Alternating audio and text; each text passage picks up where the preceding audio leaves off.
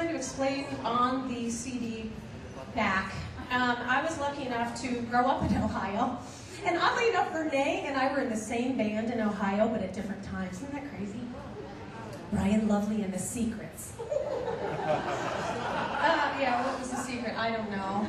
It certainly wasn't the secret that Brian was sleeping with every girl in it.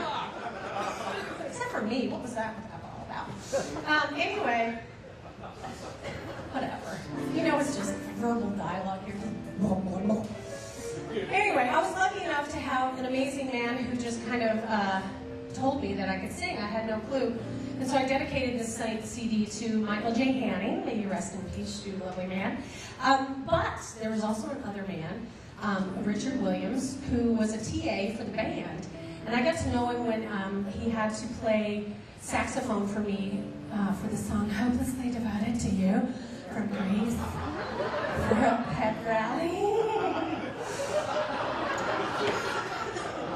And we just really connected, and he asked myself and another friend of mine, Steve Hansen, if we wanted to learn how to get some more info about stylization for jazz and pop music, and we both, of course, jumped at the chance. So we would stay after school some days and work on some music, and for me, the biggest influences were Ella Fitzgerald, Roberta Flack, Carole King, you know, some real heavy hitters, and he was really introducing me to some great vocals for females.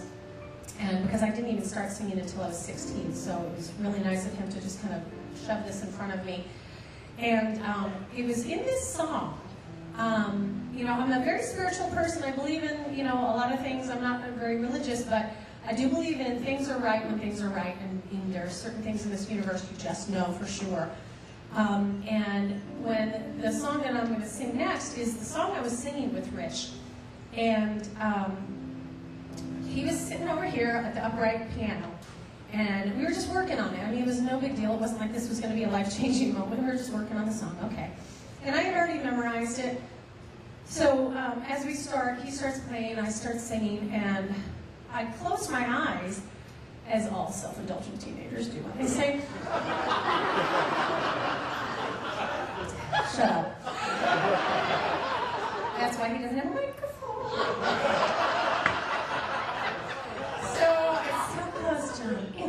So I closed my eyes, and I literally was transformed, not transformed, well, I was transported to a place. It was like it was pitch black, and all of a sudden these pinpricks of, maybe I was fainting, who knows. But I thought of that. Shit, I shouldn't have said that. No, but these pinpricks of light came out, and to me it was stars, and I was transported to this other place, and it was where I realized that that's what I was put here to do.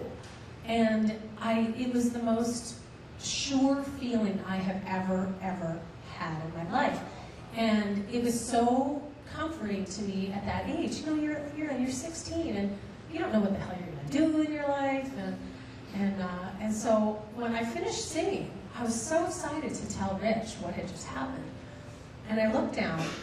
He was this fun, just tall string bean with the red hair, curly fro, and, you know, beard with mustache. And I looked down at him, and he looked up at me, and he had this one tear going down his cheek. And I was like, Rich, all right? And he was like, what happened? Where did you go? And so I was like, oh my God, you noticed? And I just started blah, blah, blah, blah, about what happened. I was like, this is so cool. It's never happened to me before. And he said, I just need you to know that I stopped playing, like at the second stave. And he knew I was going through something, so he let me go through that whole song. But in my mind, I heard the music the entire time. Wow.